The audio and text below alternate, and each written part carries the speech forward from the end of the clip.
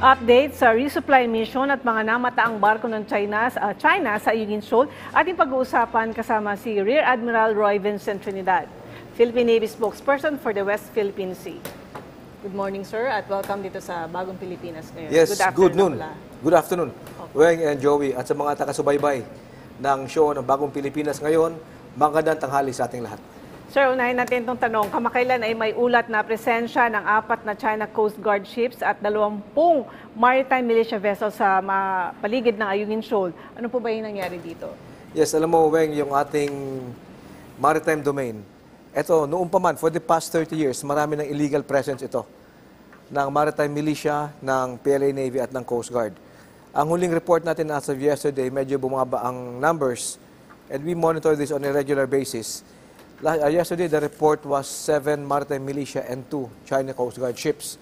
Ito naman ay regular natin binabantayan, not only sa Ayungin Shoal, but even sa Sabina, sa Hasa-Hasa, Pag-asa, and even Baho de Masinloc or Scarborough Shoal. So for yesterday, medyo bumaba ng konti ang numbers. This could be most likely on account of the weather. Masama yung panahon ngayon sa karagatan natin. So, kailan ba, sir, yung huling resupply mission? At although hindi naman pwede sabihin, this month po ba merong resupply mission? Alam mo, yung ating resupply, the last one was last July. July. And the next resupply, we leave it up to the level of the Commander Western Command as he sees fit. What we would like to assure yung ating mga kababayan is, number one, it is our moral obligation to support especially those in the front line, dun sa BRP Sierra Madre and the other fishers. The conduct of the resupply is a operational activity, details of which pinapaubayan natin sa Western Command. Let them go hungry. Kailangan suportaan natin. It's a moral obligation ng ating leadership. Opo. Sir, kung sakaling harangin uli ng China itong resupply missions ninyo, ano yung magiging tugon ng Philippine Navy? Meron bang dagdag na hakbang para protektahan pa yung ating mga tropa doon sa Ayungin Shoal? Alam mo, Weng, hindi lamang, before I get to Ayungin Shoal, hindi lamang sa Ayungin Shoal, but even sa Baho de Masinloc, we have been at the receiving end of the coercive and aggressive actions of the Chinese Coast Guard, the Maritime Militia, and the PLA Navy. Yun nangyari noong August 11, it's an example of that. Ito naman sa Ayungin Shoal, if ever there would be more coercive and aggressive actions, we have enough contingency plans in place to be able to respond. Bottom line is, hindi natin papabayaan yung ating mga tropa na naka-deploy doon. We will not let them go hungry. Kung ano man ang kailangan na supplies, we will keep supporting them. Last month or towards the end of last month, sir, may binitiwang salita ang China na sinabing may consequences daw yung aggressive actions ng Pilipinas kasi ang sinasabi nila parang meron daw na encounter na 2 Philippine vessels at medyo aggressive daw. So ano po yung reaction ng Navy rito? Alam mo, maraming umiikot na malign influence, mga false narratives, misinformation, disinformation, malinformation. So we have been very deliberate in telling the public, be careful what we digest, especially those messages coming from the Chinese Communist Party. Sapagkat marami dito is there to justify their actions. Na alam naman natin historically, walang basis sa international law.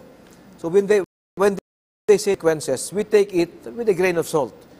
It will not deter us from performing our mandate, from doing our patrols, from doing our resupply missions.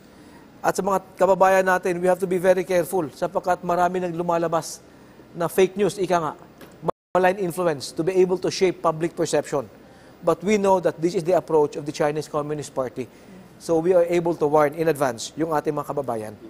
Pero matanong ko lang, Weng, sir, di ba meron pong kasunduan sa pagitan ng China at Pilipinas na para dito sa mga resupply mission? So, ang punto ng kasunduan yun is para hindi mag-escalate yung tension. And yet, sa tuwing tutungo po ang ating Navy para sa resupply mission, parang meron palaging palitan ng, nag-provoke si Side A, tapos may provocation din si Side B. So, ano po yung nangyari sa kasunduan na yun?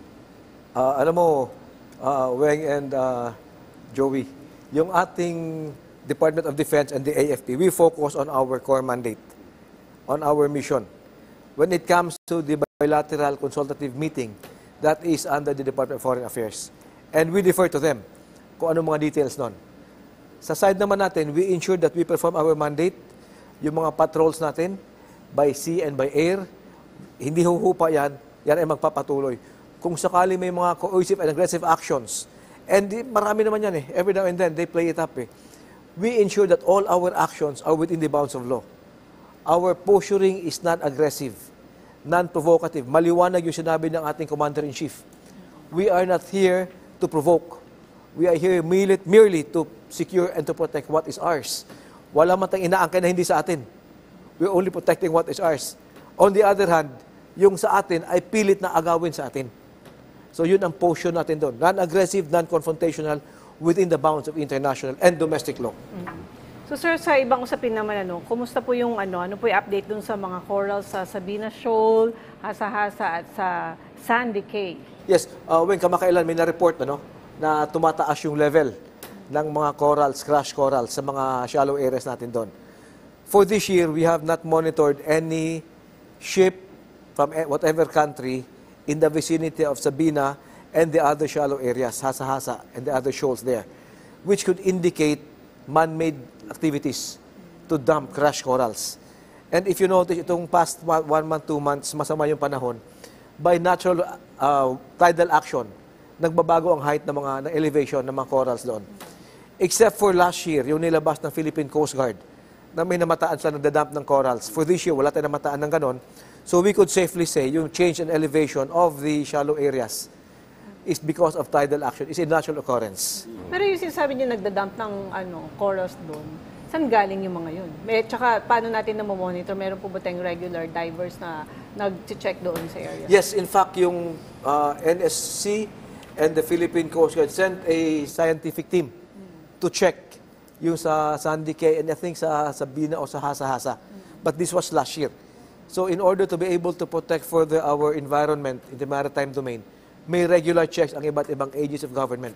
At yung Philippine Navy, yung AFP naman, we support them in performing their own mandate. So yung sinabi niyo, sir, na natural occurrence yung pag-build up ng corals, ganito rin yung observation ng Coast Guard at saka ng BFAR po? Yes, for this year. For last year, may na-report tayo na may na-monitor ang Coast Guard na nagda-dump ng crash corals. So sir, paano po binabantayan ngayon yung mga lugar na ito para masiguro na walang nagaganap na reclamation o dumping activities sa iba pang bansa? Yes. O ng ibang bansa pala? Yeah.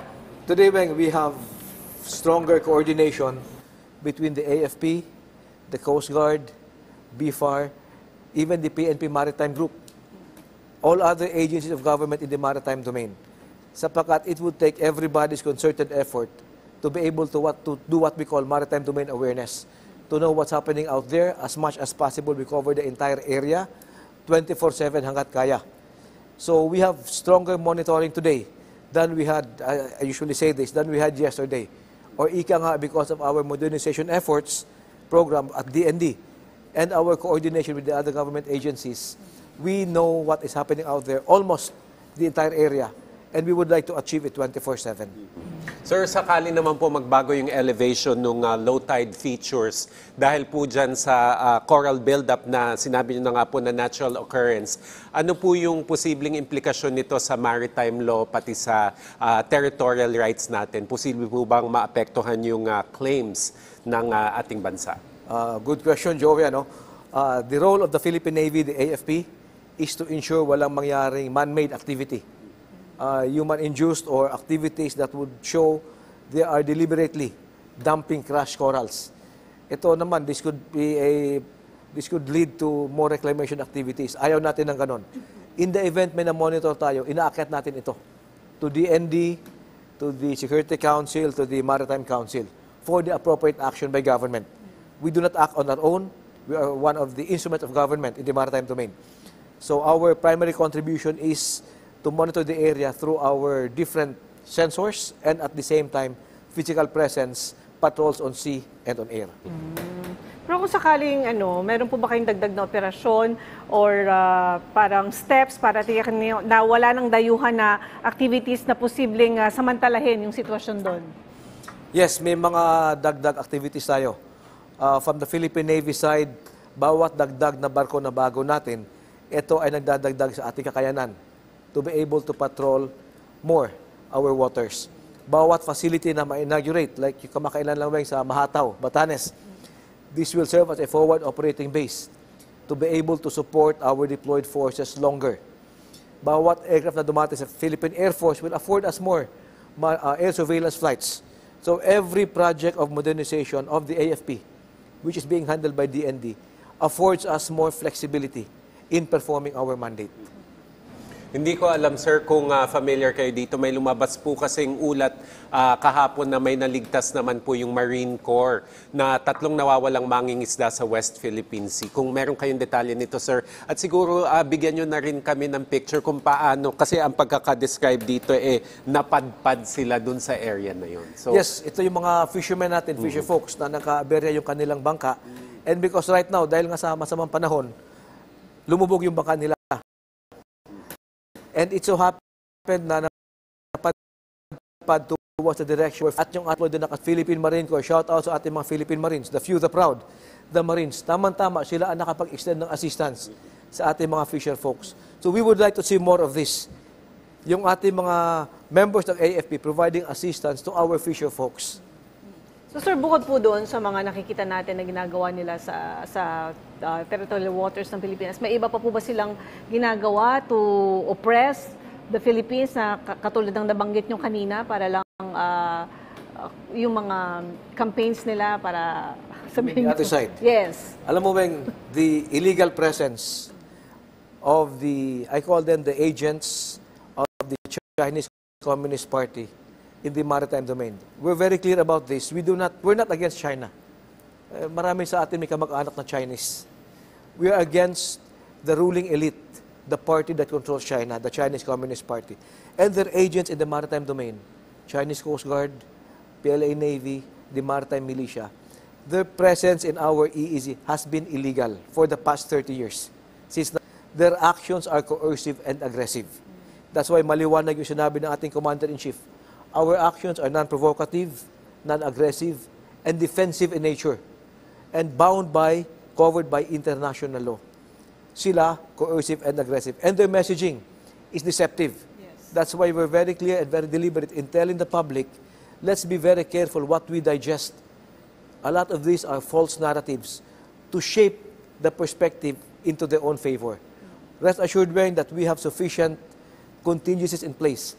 Not only the Navy, the Air Force, the Army, the AFP, and the other players in the maritime domain to ensure what is ours will remain ours. Okay, sir, mensahe niya na lang po sa ating mga kababayan, lalo na po sa mga mangingisda. Yes, sa ating mga kababayan, alam nyo, yung inyong AFP is doing all that we can with everything that we have to be able to ensure that we could be there for you, ating mga mangingisda. At the same time, to protect and to secure what is rightfully ours.